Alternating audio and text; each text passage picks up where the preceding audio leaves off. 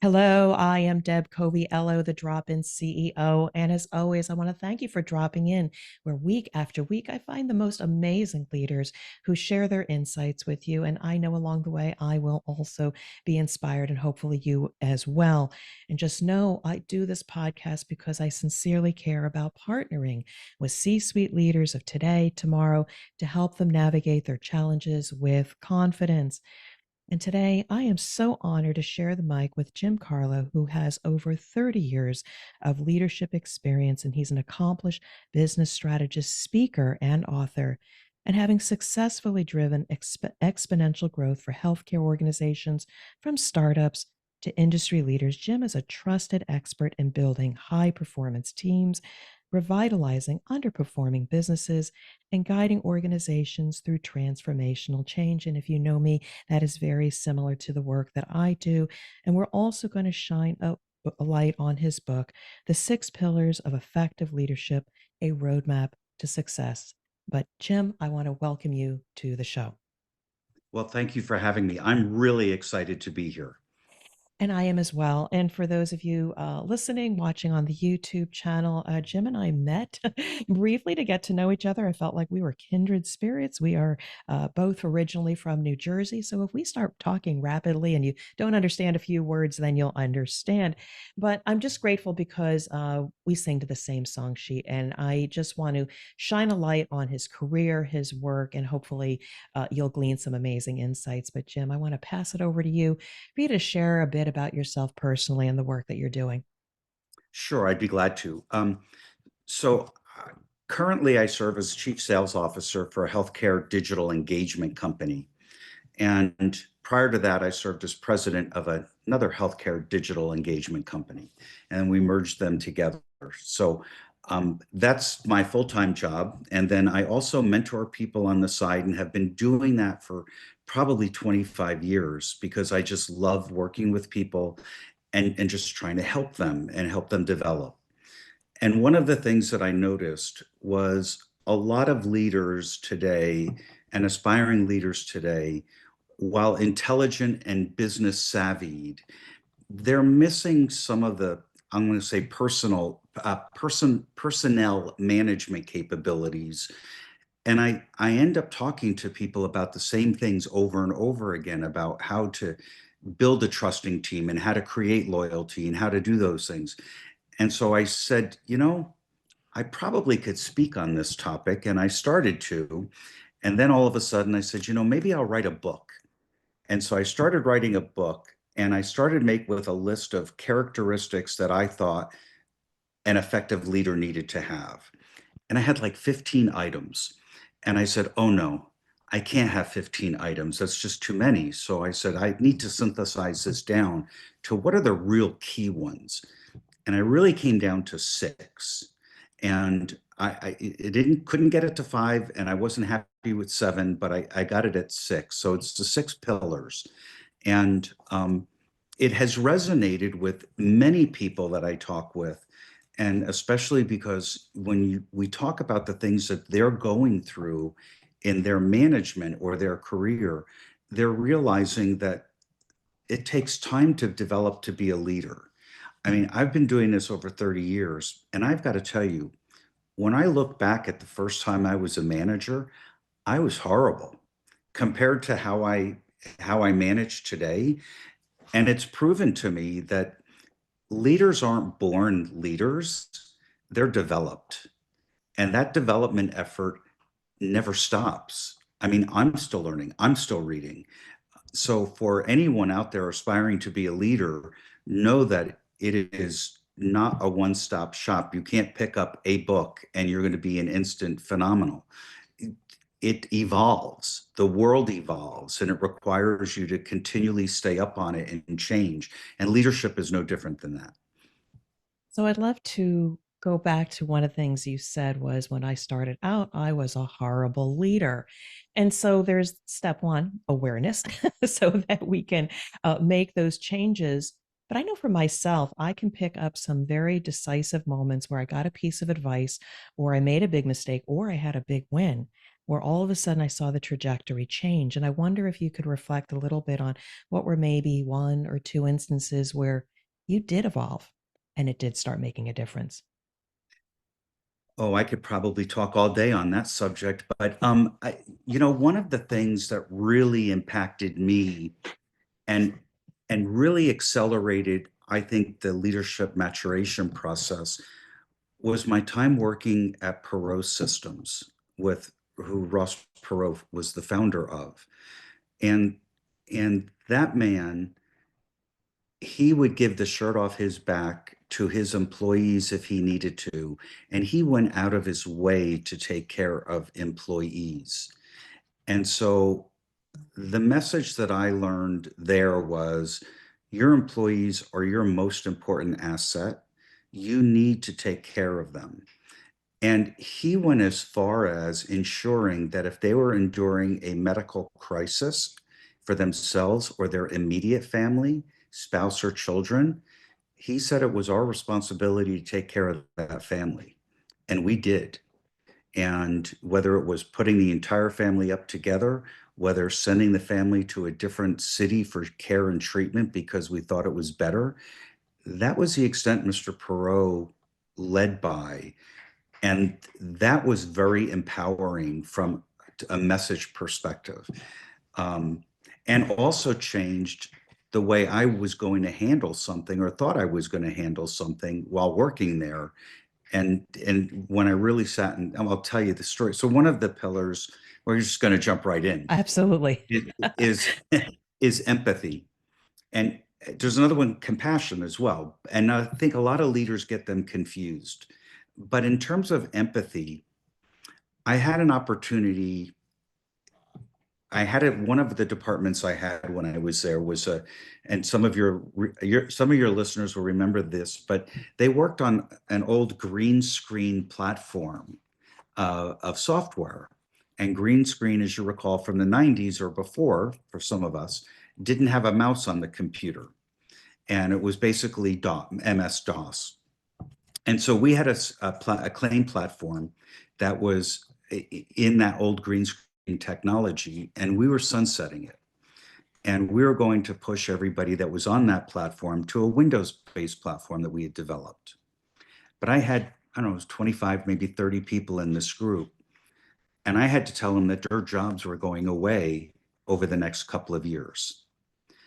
And I had a couple of sleepless nights trying to think how best to approach it. And I finally came up with an idea, and I made everyone and I had one meeting. I made them three commitments.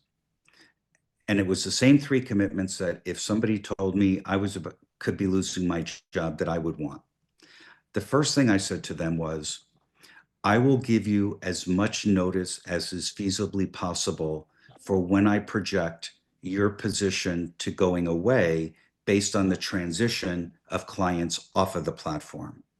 That may be 3 months, that could be 9 months, but you have my commitment. You will know as soon as I know. The second thing that I said was, for those of you who are in the engineering or support areas, I will make available to you the training to transition you from your role today to your role over on the other platform if you choose that you want to do that. Now, if you don't want to make that migration, I will also support you in looking to find you another job within the company. If you decide that you don't want to work within the company, I will personally help you in your search externally as well. I made those three commitments. Two things resulted from it. Only one was expected. The expected result, not one person resigned before their job was eliminated. They were committed.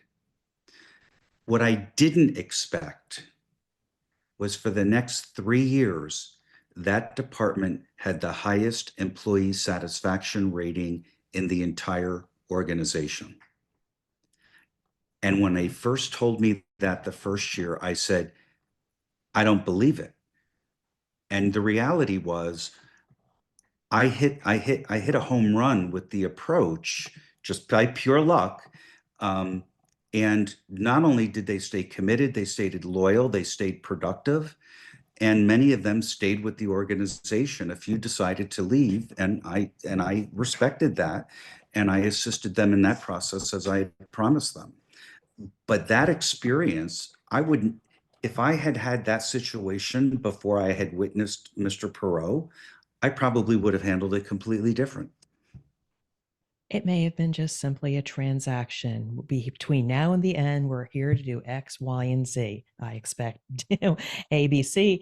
Uh, what's very inspiring about that is that it at the core of it, it's about the human connection. It's got nothing to do with the business.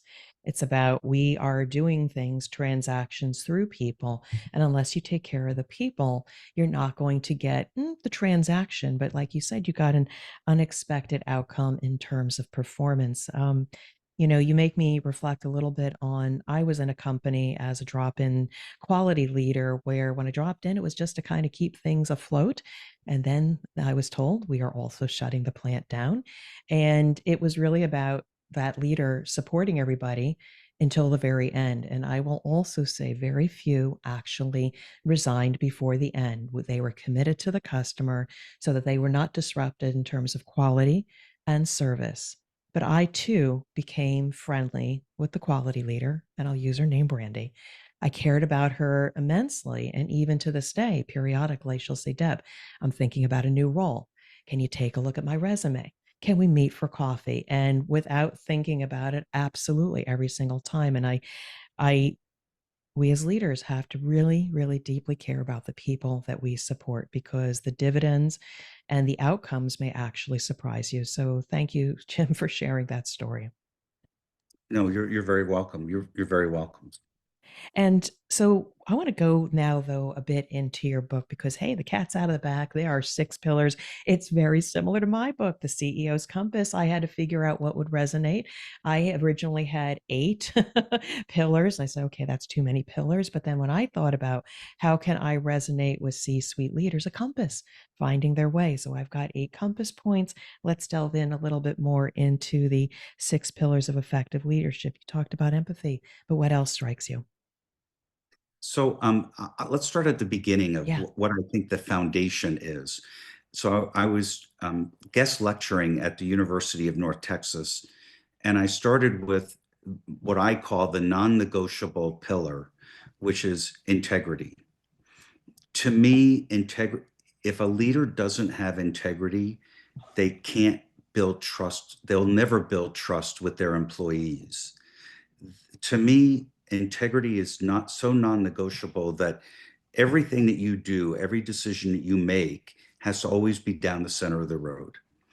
If you're waffling left and right off the curb of the road or falling off the cliff, your employees are going to see that. And so I say it's the most important.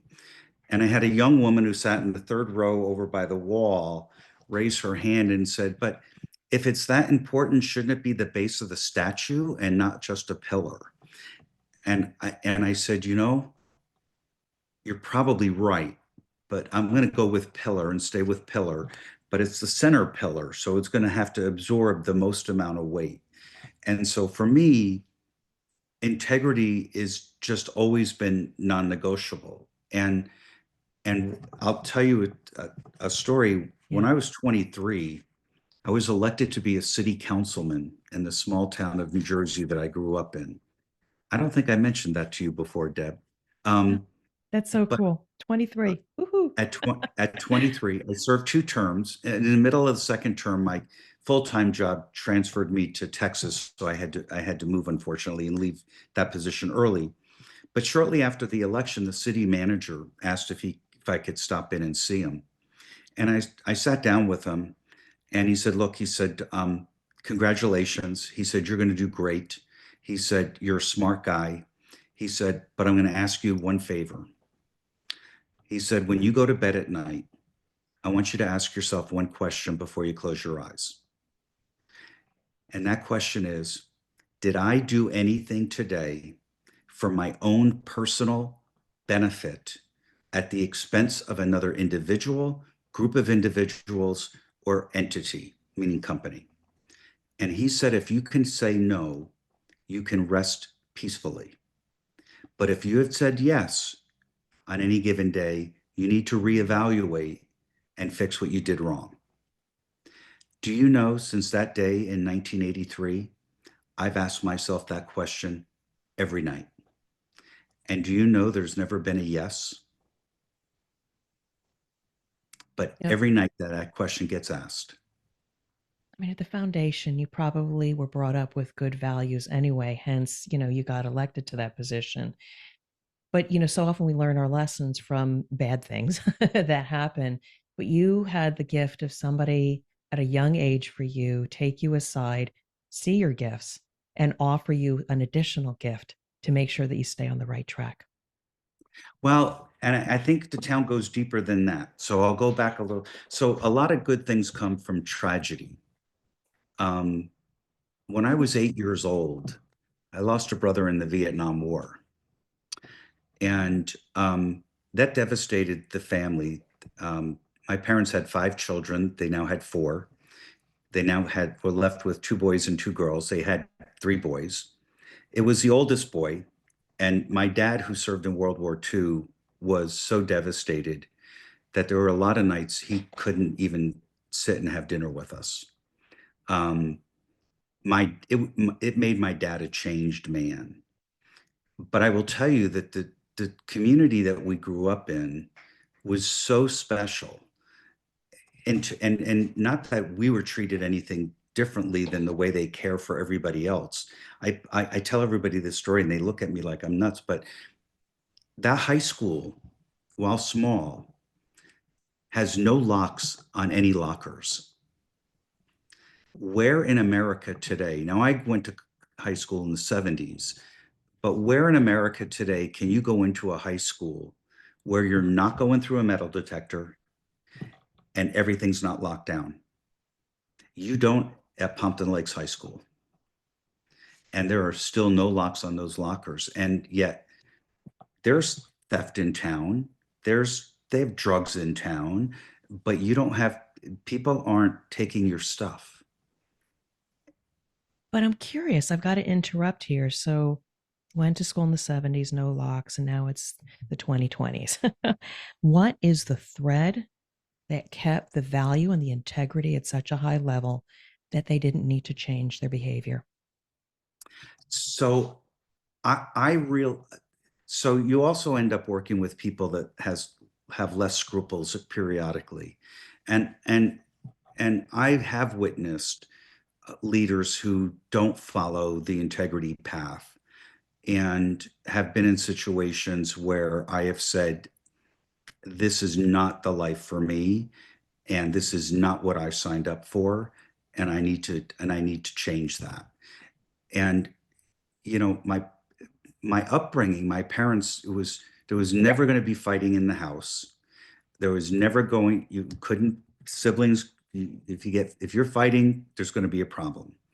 Um, but at the end of the day, it was so important to me to A, not let my parents down, but B, to to continue to give back and continue to excel and want to be a better person myself.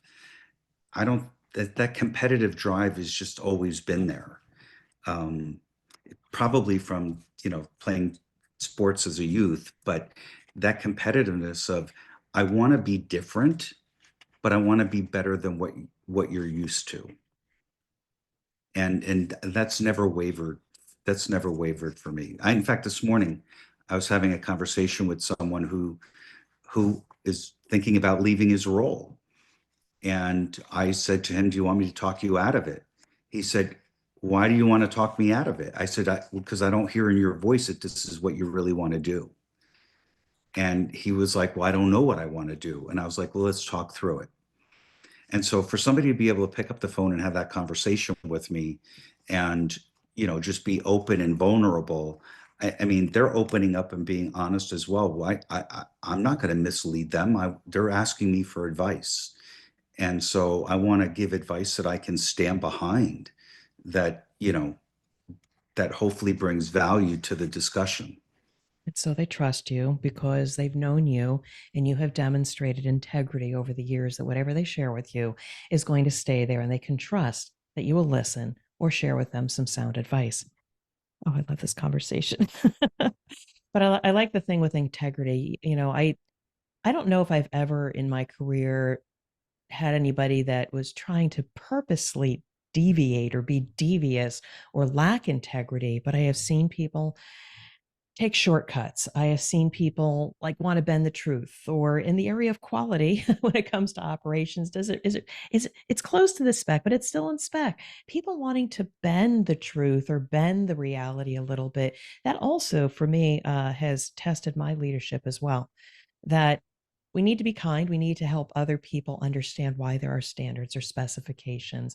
Be kind to them, but at the end of the day, be firm in your decision making. And while they may not like you in the moment, at the end of the day, they can trust you because maybe they will come to you with a big, hairy problem that needs your wisdom and leadership and insight to help navigate some of those more challenging discussions. So, your book, we've talked about integrity as the center pillar. Let's pick another one. So let's talk compassion. Yeah. So I mentioned a minute ago that my parents didn't like fighting in the house, and that wasn't going to stand. And then one day in middle school, I happened to witness a young man who had recently joined the school pushing and shoving a young female in my classroom, in our seventh grade classroom. Um, I did not think that was right, so I asked him to stop. He then decided that I was going to be the target of his frustration, and he took a swing at me, which didn't hit me, but resulted in him getting tossed over the teacher's desk. Yes. That got us a one-way ticket to the principal's office. And as we sat there, the only thing I could think of was, I'm going to be dead when I get home. This is not going to go over well. And the principal then proceeded to tell us that we would be given a letter to take home to our parents, but that one would be going by certified mail as well, in case we decide not to bring it to our parents, which was not an option for me. My parents were going to get the letter that said I got a one-day suspension.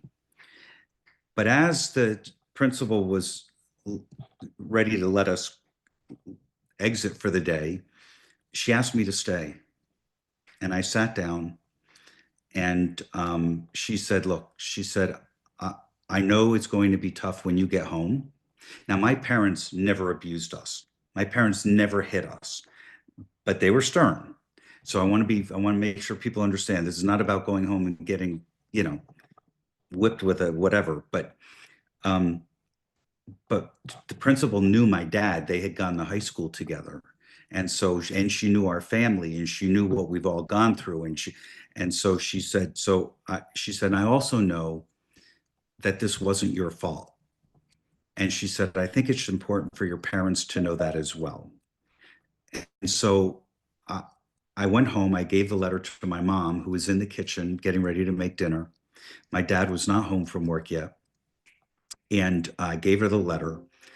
And as I gave her the letter and I told her the story, I could see the sadness in her face and how I had let them down.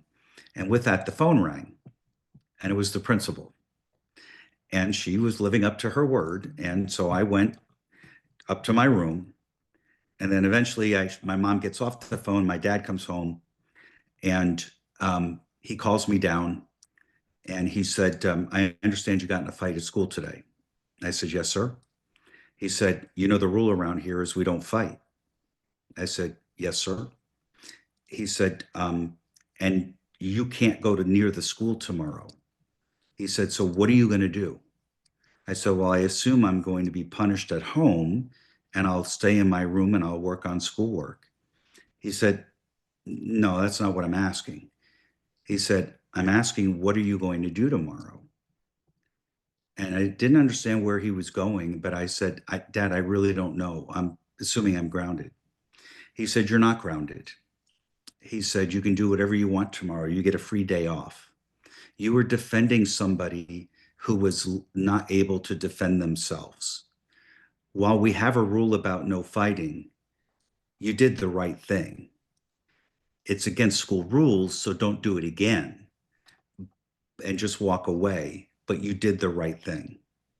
So the next day I went fishing. And I don't know if I caught anything that day or not. Didn't matter. It didn't matter. But everything was okay. But all because of the compassion shown by the principal, knowing my family and what likely could have been a very different reaction from my parents had she not made that phone call. So to me, that's a great example of someone showing compassion for somebody else for something that's happened where they can have an influence. There's so much in this story, Jim. The compassion element, you painted it so well. And I don't want to take away your thunder, but I want to share also something similar. My son, my middle son, David, who marches to his own beat, saw somebody bullying somebody else and came to their defense. And of course, he winds up in the principal's office. But at the end of the day, I'm sure there was some tears and some heavy conversations related to that. Fast forward, my son David is in the military. And I asked him a long time ago, he had been in the Army National Guard, ROTC, always liked the structure and what goes with it. But I said, why are you now enlisting for real? He'd finished college and says, I'm now going to pursue this as a career. I said, why the military? And he says, because I want to defend those who cannot defend themselves. And so, noble values, knowing what's right Correct. against all odds and rules, doing what is right is what you've shown and demonstrating the compassion rule. And just anybody else that's gotten in a fight or tried to defend others, keep doing it. Keep doing it. Agreed. Totally agree. Yeah, I love these conversations because I get so totally absorbed in them. I actually had a few goosebumps going on there. But I want to start like shining a light a little bit more on what you're doing. So, I mean, you are having a great career, and I know that at some point you may be, potentially transitioning to the next thing. So, you've written a book. Speaking. I want to shine a light on your speaking. Tell me, who do you want to speak with? Who do these messages resonate with you? Resonate because if there's somebody out there that loves the sound of your voice and the pillars that you're speaking about, I want them to potentially reach out to you and say, "Hey, can we have a conversation?" Because maybe you can speak at their next event. So, who are you trying to connect with? So, corporate executives, because my message is a little bit different, as you can tell, and how I got here is pretty amazing because I could have been that kid that fell off the truck and not turn out so well. But I had a large community that wasn't going to let that happen. But I think my message resonates at the corporate level, uh, especially with corporate leaders that emulate the same type of behaviors that I'm talking about. So, for example, in my book, I give examples of current industry leaders, like integrity is Satya Nadella from Microsoft. He leads with absolute down the center of the road integrity, and he expects that from people around him. So each of the pillars in the book will give some real world reflection on who else exhibits this behavior. And I felt that it was important because I was seeing in leaders that I was mentoring, they struggled with that side of it. And so in speaking to them, I learned that even in corporate developments trainings, they're getting financial training and other stuff, but they're not really getting what I'm talking about. So, from a corporate side, I can certainly do corporate sessions. I do conferences. I'm doing an HR conference in a few months. I'm trying to balance current work life with travel and speaking, but I see certainly HR world for speaking and also college campuses. I've spoken now several times at a couple college campuses, and what's really interesting is the number of people who stay behind to talk about their manager or their leader and what they're experiencing and how it's so different than what I'm talking about. In fact, My last time, the last conversation or lecture I did was at the University of North Texas. And I had probably 80 to 90 students in the room and a couple of professors. And I offered for anyone who didn't want to talk publicly in front of everyone to, I said, I'll stay around after class. Do you know there was about 22 kids who stayed around after class?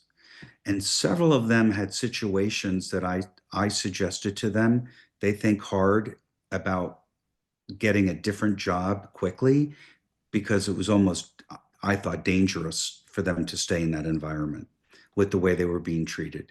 Yeah, it's very unfortunate, especially in the retail sector. I think the common theme was a lot of these kids were working at luncheonettes or coffee shops or clothing stores or whatever, and the pressure that they got and the situations they were putting up with was somewhat concerning to me. Now, the good news is, of the 20 some people that stayed, that was probably two or three people. But still, I would rather it be zero people, Yeah. right? People don't deserve to be mistreated.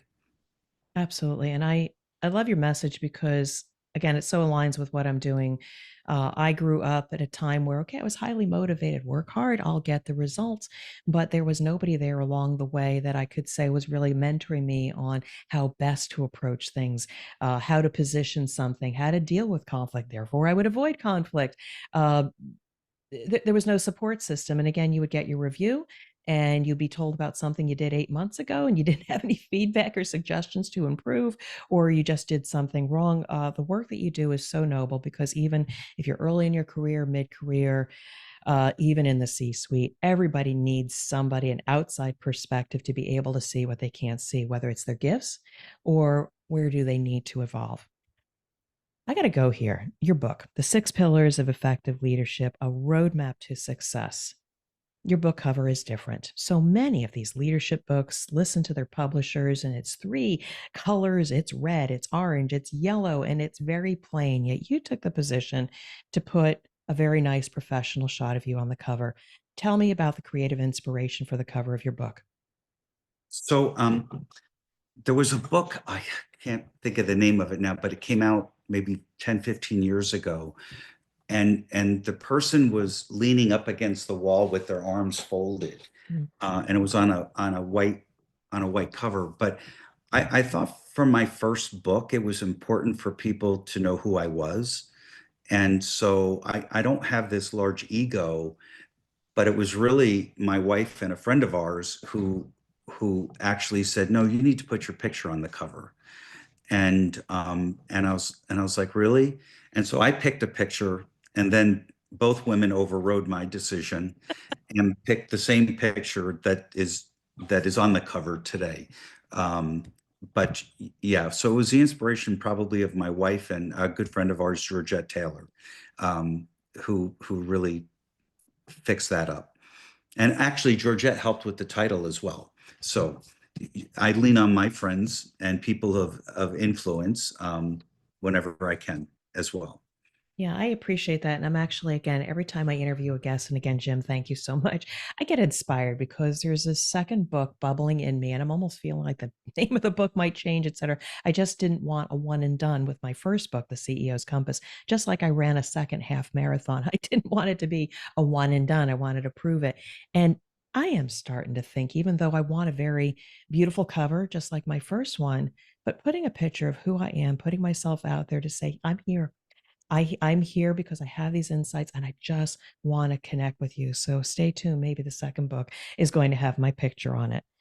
So this has been an amazing interview. I know you and I could go on and on because one, we're singing to the same song sheet and we are here to help leaders navigate their challenges with confidence. But I want to give you the floor one last time to speak to my audience, share any last thoughts and how people can connect with you. Sure, I'd be glad to. Um, First and foremost, thank you for having me here today, Deb. We've been working on getting this done for a long time, and I'm glad we've done it. And I hope to be able to come back again. I'll go out that far because I think, yes, you and I can continue this conversation for hours. But for those who are listening, there's a number of things that are on my website which are available to you. Obviously, things about my speaking, topics that I talk about. Also, I'm putting copies of podcasts out there, press releases, etc. But there's also a way to communicate with me as well. There's a contact form there. That website is www.jim, and no spaces or periods, just Jim Carlough, CARLOUGH.com. Also, I'm a very big proponent of mentoring. And I mentioned that earlier. Not that I could take on many more mentorees, but if you're struggling to find a mentor, I'd be glad to help you. Not maybe name one for you, but help guide you to someone in your life through conversation that might serve as a good mentor for you. I'm a firm believer in it. I have at least one mentor, sometimes more than one. And it's always good to be able to bounce something off another individual in similar circumstances or who you value their opinion. Your boss is not your mentor. Your boss is your manager, your leader. But sometimes you really do want somebody else, and I would be more than happy to help you kind of arrange that or set that up if you're struggling to do that. Or if you just want to have some time with me as well, I can accommodate that as well. So my phone number is area code 972-838-0060. Thank you, Yes. Deb. And thank you, Jim. I, again, thoroughly enjoyed this. I do believe we will definitely continue the conversation. I want to thank you for being an amazing guest, sharing so many insights with my audience. And I just want to wish you well and continue success. Thank you.